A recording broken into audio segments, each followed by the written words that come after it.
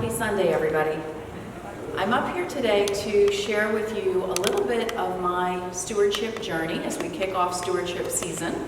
I got my pledge card in the mail yesterday, and I joined the stewardship committee this year.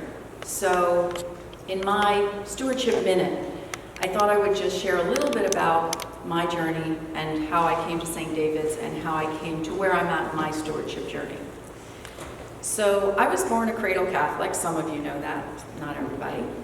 And every Sunday my mother and my grandmother would drag us all off to church. Wasn't particularly happy about it, but it was part of my upbringing. And every Sunday we would put money in the envelope. And my mother and my grandmother said, you know, this is our obligation, we have to support our church. Well, when I was about 7 years old, my mother got pregnant, unplanned, and she didn't just have one baby, she had two.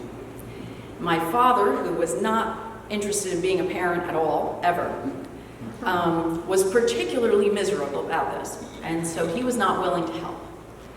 And my mother went to our priest for the first time, and she said, is there anything you can do to help me, because I don't know how I'm going to raise these 3 kids basically by myself.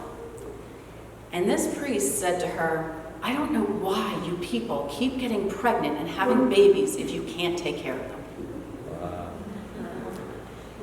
And I said, oh my goodness, for all the years that we've been at this church and all that we've contributed and done, there's nothing coming back at us. And honestly, it left me with a terrible impression. So when I became a mother myself, I said, okay, I'm going in, I'm going to do this, right? And I stumbled upon St. David's. And I was still on my journey back to the church while I'm bringing the kids into the church. And we went to Wiggle and Worship. And Mother Karen was there, and she was so welcoming, and she was so loving. And I said, wow, this is totally different from what I'm used to. And over the past several years since I've been at St. David's, what has drawn me has been this incredible sense of community in this church. And so last year, I filled out my first pledge card. I was giving every Sunday, but prior to that, I didn't really feel that I had the commitment to the community to know what I wanted to put on that pledge card. But last year, I did. And then when Mother Karen left and retired, I said, oh, you know, if Mother Karen's gone, I'm gone, right? Because she was what drew me. And I had to go through a journey again, and I had to say, you know what, it's not just Mother Karen, it was everybody. It was everybody who went to the golf outing, it was everyone I was in book club with, it was everyone who was running J2A for my kids, and all those people are still here.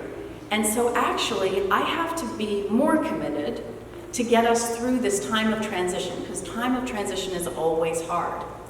So that's a little bit of my journey. And as I approach this year, I will be looking at what I can do. And I don't consider it a debt to the church, right? If I put more on that pledge card than I'm actually able to deliver, I'm gonna be a little disappointed in myself, but it's not a debt. I'm just gonna say, I'm gonna make the best commitment that I can based upon what I think my finances are gonna be this year.